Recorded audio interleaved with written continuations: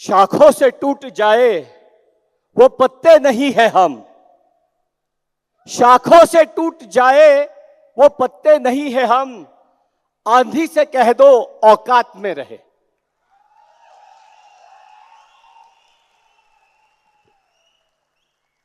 हवाओं से बुझ जाए वो चिराग नहीं है हम। तूफानों से कह दो कि कहीं वो ना जल जाए। और नींद में भूलने वाला किस्सा नहीं है हम। नींद में भूलने वाला किस्सा नहीं है हम। वक्त से कह दो हम दौर है। जमाने से कह दो कि बीतने वाला वक्त नहीं, हमेशा रहने वाला नेटसर्फ वो दौर है। नमस्कार नेटसर्फ। और फिर एक बार वही बुलंद आवाज सुनकर दिल खुश हो जाता है। एक ऊर्जा सी आ जाती है और भी बड़ा करने का दिल करता है। और ये जो नेटसर्फ का दौर है, ये जो नेटसर्फ का दौर है, इसकी नींव हमने जो रखी थी तब एक सपना देखा था। दो विचारों पर हमने इस चीज की नींव रखी थी। एक जो विचारधारा थी हमारी, जो इसका पहला जो भाग था कि यही बिजनेस करे आपका और हमारा अगला जनरेशन। और जैसे कि आप देख रहे हैं, आपका और हमारा अगला जनरेशन यहां मौजूद है। और जो दूसरा हिस्सा था कि वैसे बिजनेस कोई खास आदमी अपनी पर्सनल जरूरतें पूरी करने के लिए करता है। नेटसर्फ वो खास बिजनेस है जो एक आम आदमी देश की जरूरत पूरी करने के लिए करता है। और इस विचारधारा पर शुरू किया गया वो नेटसर्फ जो सपना था, आज 25वें साल में एंटर करने जा रहा है। तो कौन ये हमें कहने से रोक सकता है कि हम बीतने वाला वक्त नहीं, हम हमेशा रहने वाला दौर है।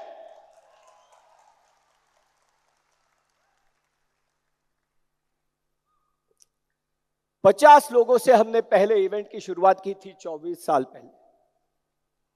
50 लोग जो कस्टमर भी थे, डिस्ट्रीब्यूटर भी थे, सभी वही थे। और आज गर्व के साथ कह सकता हूं 100 गुना ज्यादा लोग आए हैं। 5000 लोग तो सिर्फ इस बालेवाड़ी स्टेडियम में हमारे साथ मौजूद। 50,000 लोग जो हमारे नेटसर्फ फैमिली के, नेटसर्फ परिवार के लोग हैं, हमारे ई टेलर्स, हमारे डिस्ट्रीब्यूटर्स, वो भारत के 16,000 पिन कोड में मौजूद है। 20,000 में से 16,000 पिन कोड में मौजूद है। और इसके दम पर नेटसर्फ के जो प्रोडक्ट्स है वो कम से कम 50 लोगों के पास मौजूद है। और ये हमने 24 साल में करके दिखाया। कई आए, कई गए, कई जाकर फिर से आए।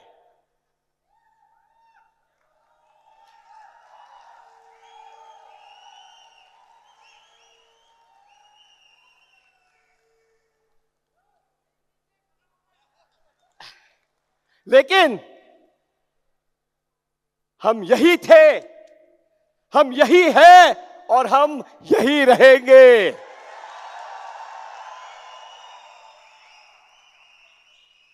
नेटसर्फ वो प्रवाह है जो निरंतर चलता रहेगा। इसकी शुरुआत जब की थी, जब नाम नहीं लेना चाहूंगा, नाम संजय भाई ने लेकर मेरा काम आसान कर दिया, तो मैं मुद्दों पर बात करूंगा। तो जब इसकी शुरुआत की थी, कई लोग आए और कई लोग नहीं आए। तो जब फर्स्ट मीटिंग हुई तो चर्चा हुई कि सर ये नहीं आया, वो नहीं आया, ये नहीं आया। मैंने बोला सुनो, तब वाजपेयी जी प्रधानमंत्री थे, तो वाजपेयी जी ने कहा था जो आए उनके साथ और जो न आए उनके बिना हम तो आगे चलते रहेंगे।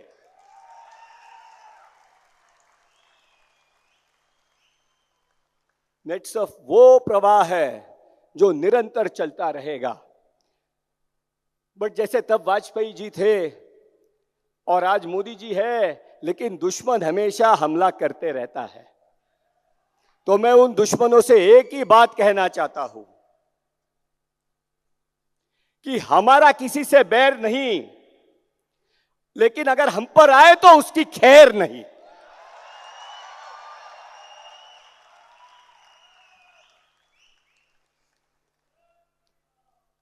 और इसी तरह हमने नेटसर्फ की शुरुआत की, एक प्रोडक्ट से लेकर, एक क्षेत्र से लेकर आज 80-100 प्रोडक्ट्स तक गए थे। कभी कुछ कम होते, कभी ऐड होते हैं। एक से ज्यादा क्षेत्र में हम काम कर रहे हैं। और मेरा पहला वीडियो अगर याद होगा तो मैंने कहा था एक ऐसा बिजनेस जहां आप एक या एक से ज्यादा क्षेत्र में आपके रुचि के अनुसार काम कर सकते हैं, वैसा बिजनेस बनाएंगे। और जो कहा था वो करके दिखाया।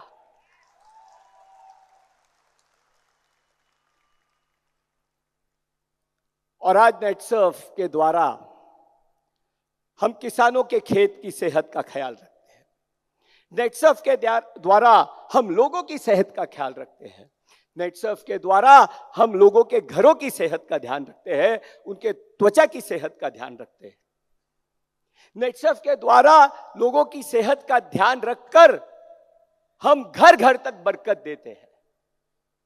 और ये सेहत का ध्यान रख के, लोगों के प्रॉब्लम सॉल्व करके, बरकत पहुंचा के हम कई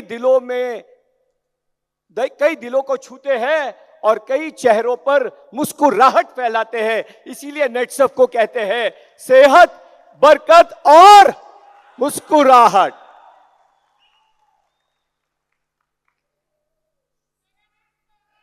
क्या बात है।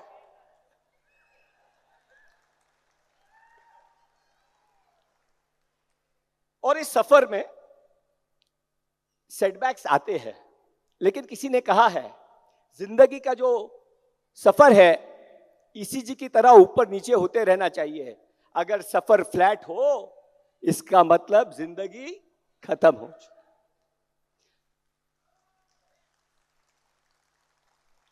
सेटबैक्स आते रहते हैं। एक कहानी सुनाना चाहता हूं, एप्पल की कहानी, स्टीव जॉब्स की कहानी। स्टीव जॉब्स किसी को नहीं, ऐसा कौन है जिसको स्टीव जॉब्स नहीं पता? तो स्टीव जॉब्स की कहानी आपके साथ शेयर करना चाहता हूं। 1990 में स्टीव जॉब्स, जिन्होंने एप्पल की शुरुआत की थी, उनको उनके कंपनी से निकाला गया था। 10 साल तक उन्होंने अलग अलग कंपनियां स्टार्ट की, पिक्सर है, अलग अलग कंपनी स्टार्ट की, उसमें काम किया। और 10 साल बाद स्टीव जॉब्स को फिर से एप्पल में बुलाया गया और उन्होंने एप्पल को दुनिया की नंबर 1 कंपनी बनाया। और उन्होंने कहा कि वो जो सेटबैक था वो 10 साल थे, मेरे जिंदगी के सबसे महत्वपूर्ण 10 साल थे, क्योंकि उसमें जो मुझे सीखने मिला, शायद अगर मैं एप्पल में रहता, वो सेटबैक नहीं मिलता, तो मैं इतना अच्छा कमबैक नहीं कर पाता। तो सेटबैक के बाद कमबैक जरूर होता है दोस्त। नेटसर्फ ने भी हमेशा सेटबैक के बाद कमबैक किया है। जब जब हम एक कदम पीछे गए हैं, हम 2 कदम आगे आए हैं। इस बार हम 2 कदम पीछे गए हैं ना, 4 कदम आगे जाने वाले हैं। हमने हमेशा एडवर्सिटी में अपॉर्चुनिटी ढूंढी है। जब नेटसर्फ की शुरुआत हुई थी, हमें पता नहीं था कि हम बिजनेस क्या करें। एडवर्सिटी थी। पापा के ऑफिस में एक बिजनेस मॉडल के बारे में समझा, वो अपॉर्चुनिटी में हमने बदला। लेकिन उस एडवर्सिटी में हमने जो काम किया था, उसके बदौलत जब हमने नेटसर्फ के डायरेक्ट सेलिंग की शुरुआत की थी, दुनिया के सबसे आधुनिक डायरेक्ट सेलिंग कंपनी की हमने नींव रखी थी। एमवे हो या हर्बालाइफ, उनके पास भी हमारे जैसा ऑनलाइन सिस्टम नहीं था। और उसी तरह इस बार भी हमें सेटबैक लगा है, लेकिन आपको जो इंट्रोडक्शन दिया गया होगा, इस एडवर्सिटी में भी हमने अपॉर्चुनिटी ढूंढी है और डायरेक्ट सेलिंग के साथ डिजिटल मार्केटिंग और सोशल मीडिया को हमने जोड़ दिया है। दुनिया की पहली कंपनी डायरेक्ट सेलिंग कंपनी बन गए।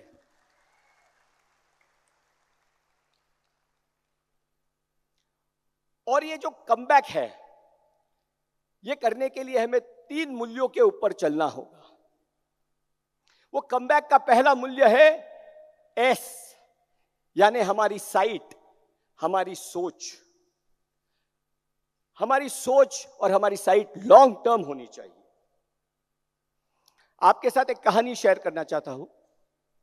एक बार एक हाथी और एक डॉग, कुतिया, कहने में अच्छा नहीं लगता है बट ठीक है कहानी। तो एलिफेंट और डॉग, ये अच्छा साउंड करता है। एलिफेंट और डॉग दोनों एक साथ प्रेग्नेंट होते हैं। दोनों एक साथ प्रेग्नेंट होते, 3 महीने में डॉग के 3 बच्चे हो जाते हैं। एलिफेंट तो फिर भी प्रेग्नेंट ही रहता है। 6 महीने बाद डॉग फिर से प्रेग्नेंट हो जाता है और उसके 3 महीने बाद उसको और 6 बच्चे हो जाते हैं।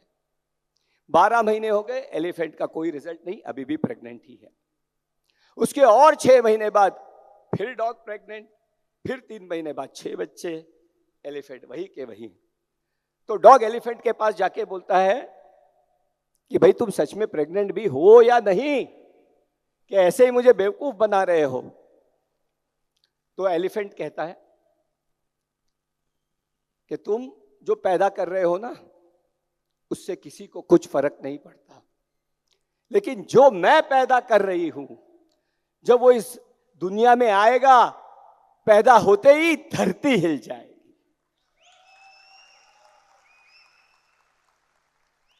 मैं जो पैदा कर रहा हूं वो एक ऐसा विशाल जो प्राणी होगा कि जब वो रास्ते से चलेगा ना, तो लोग उसे निहारेंगे, लोग उसे निखारेंगे। अरे तुम्हारे मरने पे तो कोई रोएगा भी नहीं। मैं जो पैदा कर रही हूं ना, उसके ऊपर तो कहावत है कि मरा हुआ हाथी भी 1.25 लाख का होता है। तो बोले इसलिए मुझे 2 साल लगते हैं और तू 3 महीने में पैदा कर। तो इसी तरह नेटसर्फ का जो पहला मूल्य है कि जो उसकी सोच है वो लॉन्ग टर्म है। हम कोई शॉर्ट टर्म काम करने के लिए इधर नहीं आए हुए। लोग हमेशा मुझे कहते हैं कि सर प्रोडक्ट नहीं आया, ये नहीं आया, टाइम लग रहा है। अरे अच्छे चीजों के लिए, हाथी पैदा करने के लिए वक्त लगेगा या नहीं लगेगा?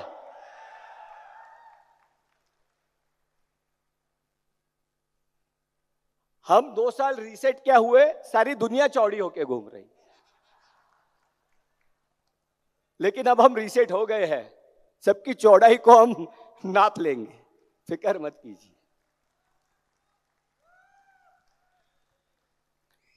जो दूसरा मूल्य है, फर्स्ट एस हो गया, जो दूसरा मूल्य है सिक्योर रहना, सुनिश्चित रहना, सेल्फ कॉन्फिडेंट रहना। और एक कहानी आपके साथ शेयर करना चाहता हूं। इस बार सारी प्राणियों की कहानी है।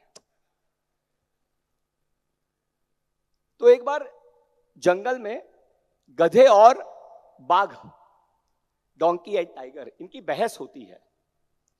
तो गधा जाके बाघ से, टाइगर से कहता है कि ये घास कितनी अच्छी है। तो बाघ कहता हाँ बिल्कुल अच्छी है, नीले कलर की घास बहुत अच्छी लगती है। बाघ कहता बेवकूफ आदमी, ये हरे कलर की घास है। गधा कहता तुझे क्या पता चलता है, मैं सबसे होशियार हूं, ये नीले कलर की घास है। और इसी तरह वो बहस करते रहते हैं।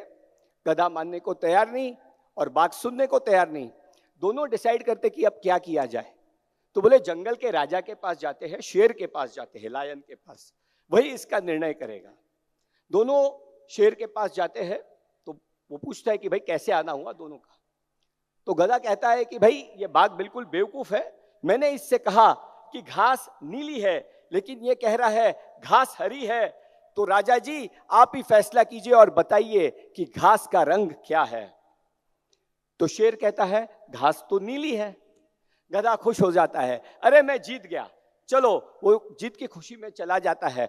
फिर वो रुक जाता है, वो कहता मैं जीत गया ये तो ठीक है, लेकिन फायदा क्या, मजा नहीं आया। बाघ को दंड होना चाहिए क्योंकि उसने मेरा समय व्यर्थ किया, मेरे साथ उसने आर्ग्यूमेंट किया है। तो वो फिर से शेर के पास जाता है, बोले राजा जी मैं सही हूं ये ठीक है, लेकिन अगर मैं सही हूं तो बाघ को दंड होना चाहिए। तो शेर कहता है ये भी ठीक है। वो कहता है बाघ तू गलत था। टाइगर से कहता है तू गलत था, तुझे दंड यह है कि 3 दिन तक तू मौन रहेगा। गधा बहुत खुश हो जाता है और वहां से चला जाता है। बाघ दुखी हो जाता है, वो शेर से कहता है राजा जी आपको पता है घास हरी है, मुझको पता है घास हरी है, फिर भी आपने ऐसा निर्णय दिया। तो राजा जी कहते हैं, शेर कहता है जब तुझको पता है घास हरी है, मुझको पता है घास हरी है, तो गधे के साथ क्यों तू आर्ग्यूमेंट कर रहा है? और इसी तरह कई गधे आके आपको बताएंगे कि ये अच्छा है वो अच्छा है, उनके साथ आर्ग्यूमेंट नहीं करना है। हमें सिक्योर रहना है और सेल्फ कॉन्फिडेंट रहना है।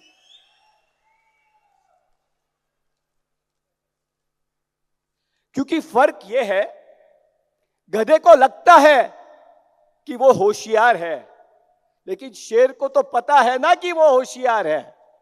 तो हमें लगने वालों के मुंह नहीं लगना है, क्योंकि हमें पता है हम क्या है। ऐसे ही 24 साल पूरे नहीं किए हमने।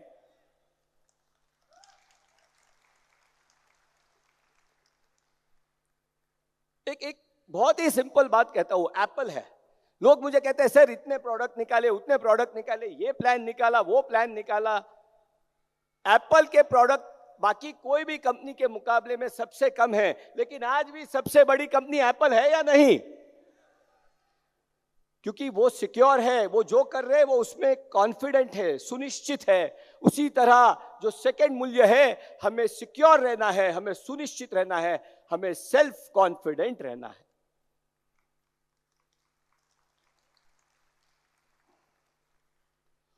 और जो तीसरा मूल्य है, सपोर्ट योर टीम, साथ दो एक दूसरे को, सहयोग करो, ये थर्ड एस है।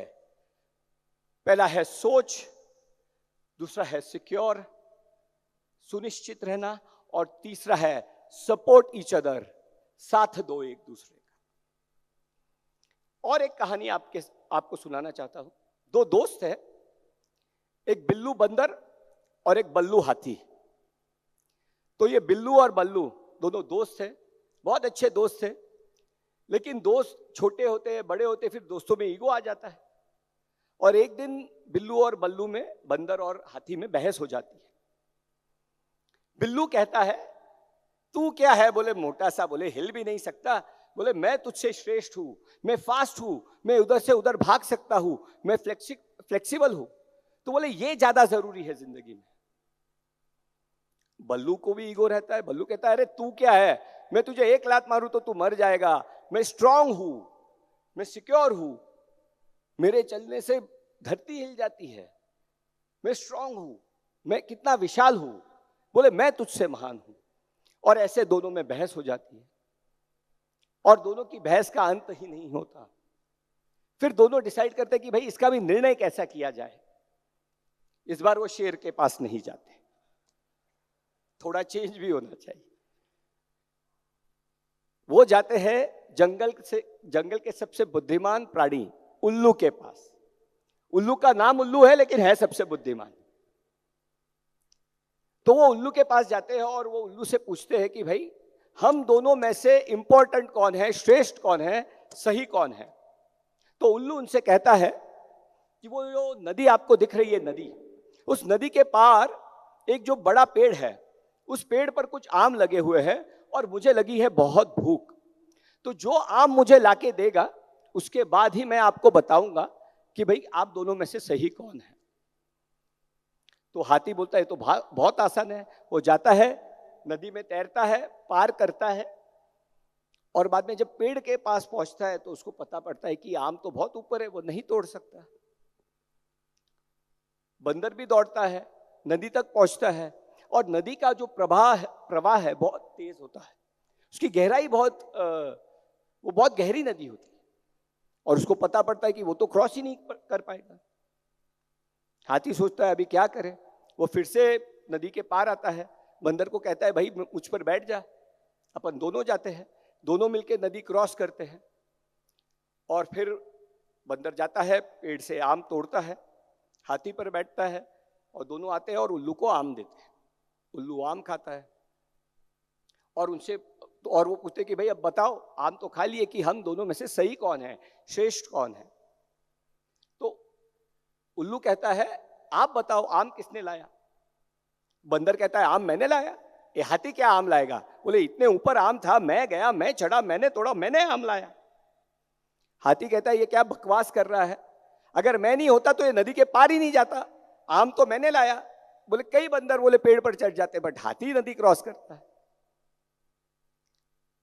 तो उल्लू उनसे कहता है प्रॉब्लम यही है, तुम दोनों सही हो, बट जिंदगी में सही कौन है यह जरूरी नहीं है, सही काम करना जरूरी है। और ये एक दूसरे को सही बताने के चक्कर में हम अपने टीम्स को तोड़ देते हैं, ईगो के चक्कर में हम अपने नेटवर्क को तोड़ देते हैं। तो ये तीसरा एस जो है, जो सबसे इंपॉर्टेंट एस है, साथ, सहयोग और सपोर्ट ईच अदर, इसे कभी नहीं भूलना चाहिए। तो ये जो 3 एस है, सोच, साथ, सोच, सुनिश्चितता और साथ, इन तीनों एस के ऊपर अगर हम काम करेंगे तो मैं आपसे वादा करता हूं जो जो आंकड़े संजय जी ने बताए हैं, हम उन सभी को पार करके दिखाएंगे।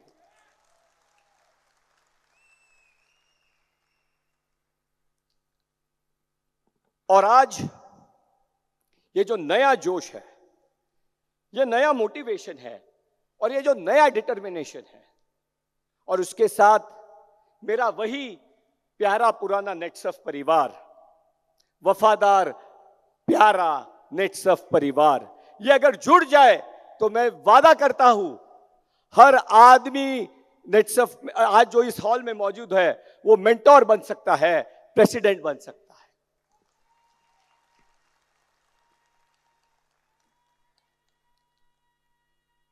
सत श्री अकाल।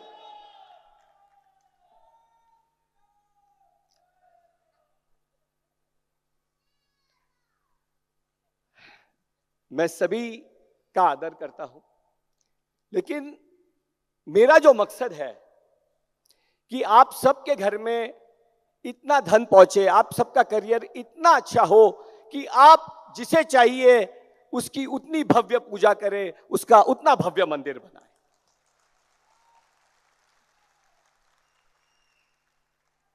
और आज नेटसर्फ में हमने सिर्फ एक ही नहीं, जैसे लोग मल्टीनेशनल बनते हैं, मल्टी बिजनेस करते हैं, आपको भी नेटसर्फ के द्वारा टेकबॉट हो, सेवा हो, मल्टी बिजनेस ओनर बनाने का प्लान भी आपके लिए हमने किया है। तो कल जो कॉन्क्लेव होने वाला है मैं फिर से आऊंगा और उसके बारे में हम आपके साथ शेयर करेंगे। 50 लोगों के साथ जो हमने शुरुआत की थी, एक छोटा परिवार था और उसके साथ मेरा भी परिवार था। और खुशी की बात यह है कि वो सभी लोग, मेरा सारा परिवार मेरे साथ है, इसके लिए मैं भगवान का शुक्रिया अदा करना चाहता हूं। और आप सब भी आपके परिवार के साथ है, उसके लिए भी भगवान का शुक्रिया अदा करना चाहता हूं। और इसी तरह ये नेटसर्फ परिवार फूले फले बढ़ते जाए। हमें भारत की पॉपुलेशन बढ़ाने की जरूरत नहीं है, वो काफी है। नेटसर्फ की पॉपुलेशन, नेटसर्फ के कस्टमर्स की पॉपुलेशन बढ़ानी है, नेटसर्फ के करोड़पतियों की पॉपुलेशन बनानी है, नेटसर्फ के मेंटर्स की पॉपुलेशन बढ़ानी है। तो क्या आप सब इसके लिए तैयार है? तो बस जाने से पहले कुछ पंक्तियां आपको अर्ज करना चाहता हूं कि ये आसमान छिन गया तो क्या, कि ये आसमान छिन गया तो क्या, हम नया ढूंढ लेंगे, हम वो परिंदे नहीं जो उड़ना छोड़ देंगे।